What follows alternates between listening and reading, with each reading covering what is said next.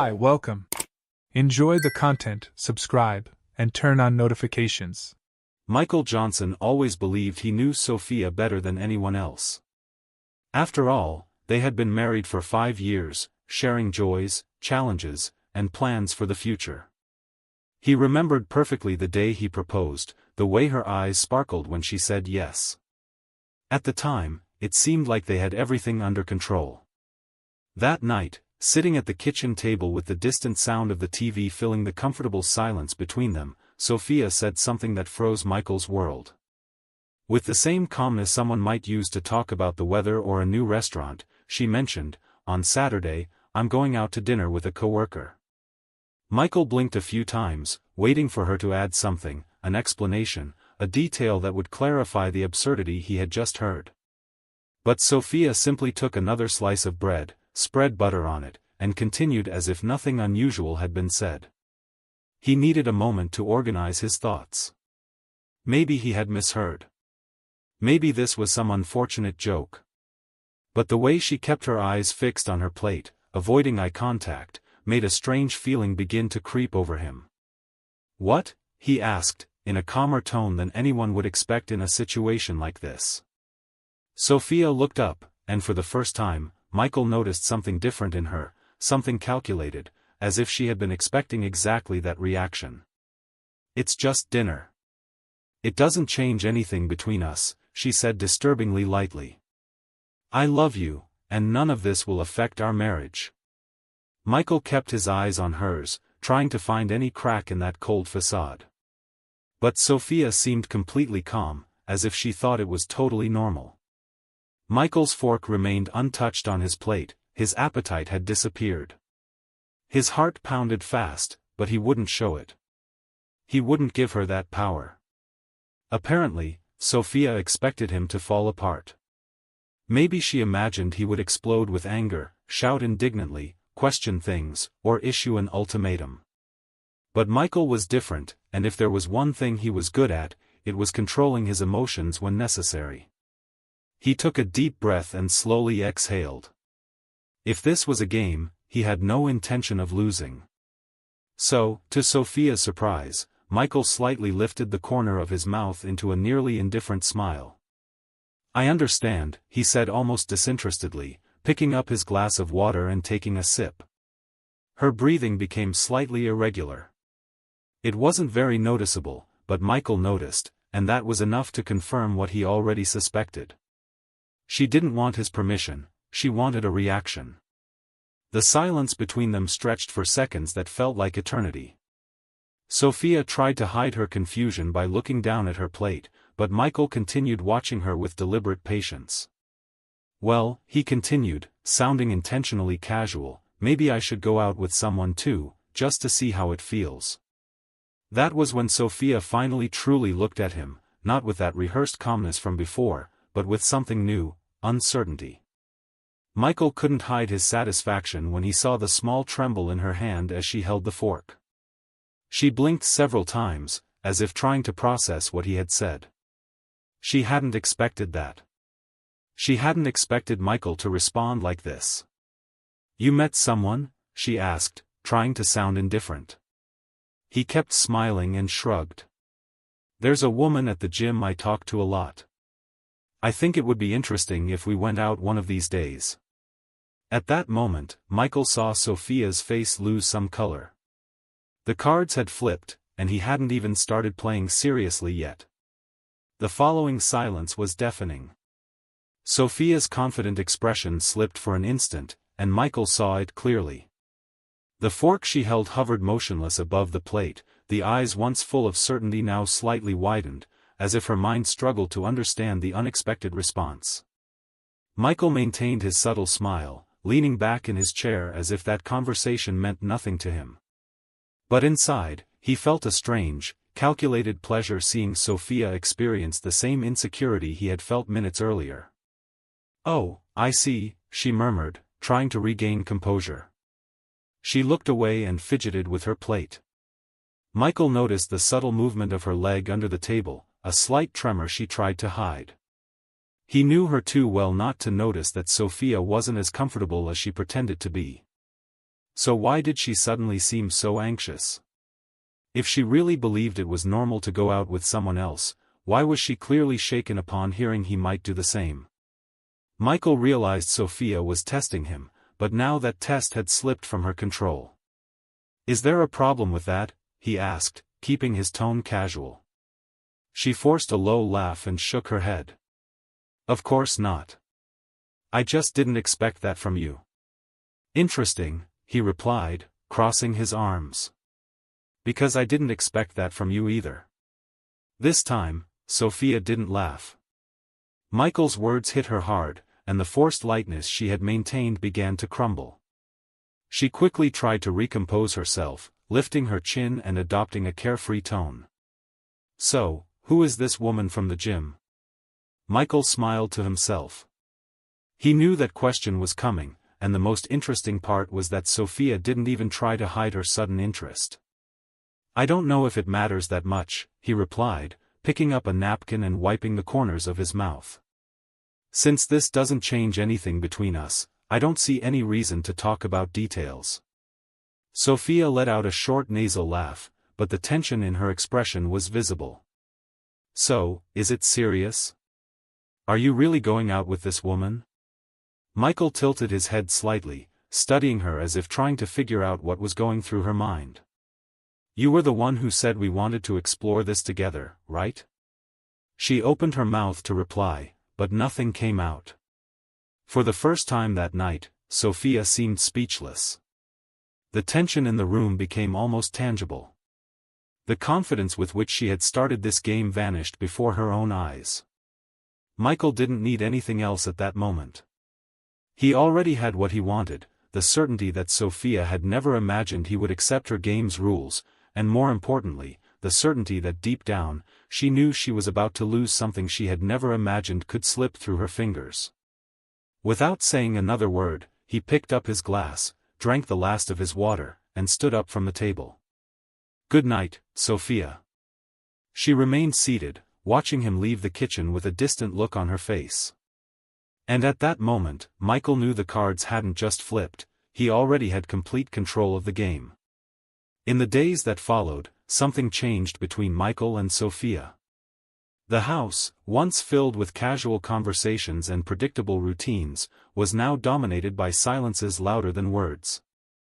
Michael continued his usual activities without showing any sign of being affected by what had happened that night.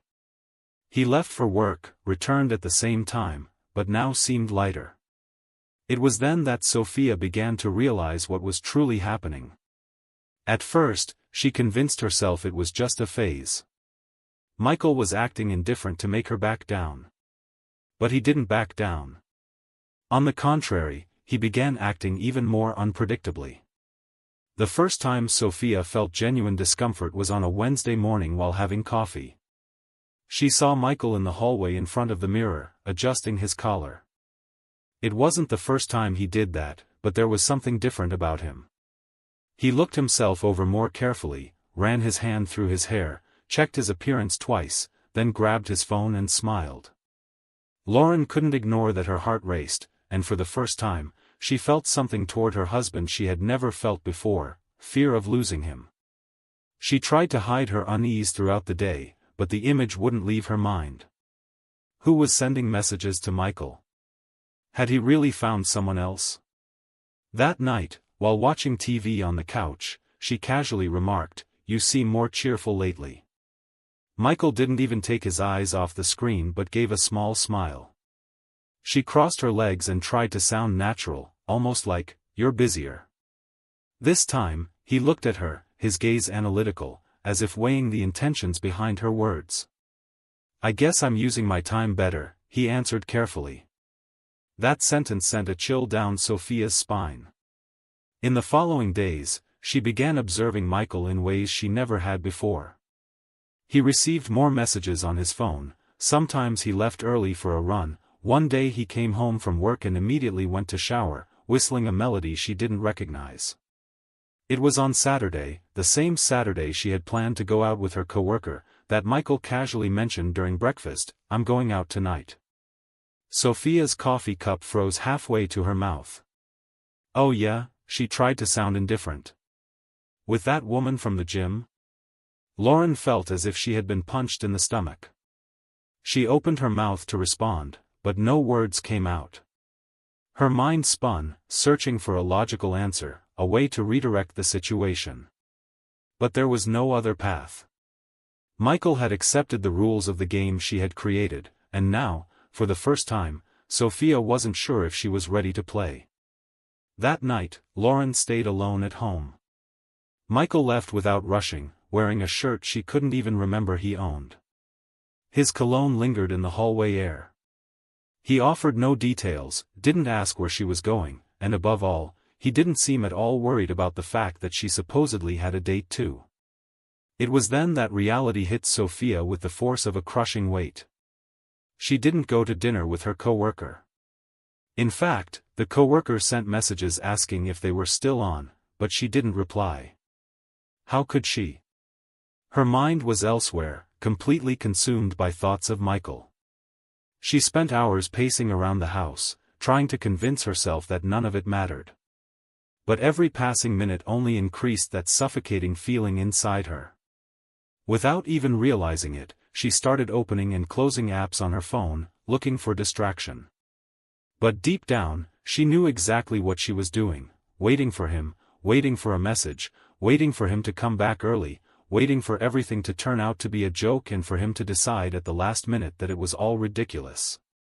But Michael didn't come back early. He didn't send messages. He showed no signs of remorse. It was then that true hopelessness settled in. Lauren spent the night on the couch, the TV on some random program, but she paid no attention. Her eyes remained fixed on the door, waiting for the familiar sound of keys in the lock. When Michael finally walked in, it was past 3 o'clock in the morning. He entered calmly, unhurried, unapologetic. Lauren could tell he hadn't expected her to be awake, but she was. And in that moment, something inside her broke. How was it? Her voice came out weaker than she intended. Michael took off his coat, hung it over the back of a chair, and looked at her with the same neutral expression from the past few days. It was good. That simple, direct answer cut through Sophia like a cold blade. She felt panic rise in her throat. She wanted to ask questions, demand details, wanted him to say it was a mistake, that it meant nothing. But she couldn't say anything. Michael showed no remorse. He didn't try to hide anything, and perhaps that was the worst part of all. He crossed the room and disappeared down the hallway, heading to the bedroom, as if the conversation was already over. Lauren remained where she was, frozen, her heart pounding so hard it seemed to echo in her ears. She had wanted to play with Michael, test him, see if he would feel insecure. But now, silently, she begged for all of this to be just a game. Only this time, Michael wasn't playing anymore. The next morning, Sophia woke up with a feeling she had never experienced before, real, uncontrollable fear. Fear that Michael was no longer the same man she had known. Fear that she had crossed a line she could never return from. She got up slowly, her body heavy, as if each cell carried the anguish from the previous night. She walked down the hallway to the kitchen and found Michael there, having coffee as if nothing had happened. Seeing him so calm, so distant, twisted her stomach. It was like looking at a stranger. He didn't say anything when she walked in, not even glancing up from his phone. He just kept scrolling, occasionally sipping his coffee. "You came home late," she said, trying to sound like she was making casual observation. Michael showed no specific reaction. "Yeah," he simply replied. That indifference unsettled her even more. Sophia pulled out a chair and sat across from him, trying to find any trace of hesitation in his eyes, any sign that this was still just a game. But Michael didn't seem to be pretending. He genuinely appeared distant, and that scared her in a way she had never imagined. "Michael," her voice trembled. She hated the vulnerability slipping out involuntarily. "What are we doing here?" He finally looked at her, watched her for a few seconds as if deciding whether it was worth answering that question. Then, with a calmness that made her skin crawl, he said, "You tell me. After all, it was your idea, wasn't it?" Sophia felt her stomach drop. I never thought you'd take this seriously." Michael laughed. It wasn't a laugh of amusement, but of someone finally seeing things clearly. "And what did you expect? That I would beg you to change your mind?" She opened her mouth to reply, but he didn't wait. "I spent the last few days thinking about this, Sophia, thinking about what it means for you to suggest something like this, about what it says about us." She felt her chest tighten. "Michael, I was wrong." He didn't blink. "You were." The silence dragged painfully. Sophia wanted to scream that yes, everything had been a mistake, that she should never have had that crazy idea. But deep down, she knew it was useless. Michael had already made his decision. He stood up, picked up his mug, washed it calmly, as if finishing his regular morning routine, then he turned to her and, with a cold look, said something that took her breath away. "Thank you for showing me who you really are." And with that, he left the kitchen without hesitation. Sophia felt a chill run down her spine. She remained seated, paralyzed, as a growing sense of anguish spread through her chest. A few minutes later, when she finally gathered the courage to enter the bedroom, she found something on the table, a stack of papers, the divorce petition already signed. Sophia's world collapsed all at once. She had wanted to test Michael, see how far he would go. But in the end, it was she who lost everything. She was leaning against the bedroom door when she saw Michael pull a suitcase from the closet. The sound of the zipper echoed in the heavy silence of the house. She knew it was over. Driven by desperation, she took a step forward, trying to grasp whatever remaining control she had. "Michael, please." Her voice trembled, and she forced a smile that looked more like a plea. "This has gone too far. I forgive you for going out with that woman. Let's forget all this. If you forget what I said about going out with a coworker, I'll forget what you did. Let's start over."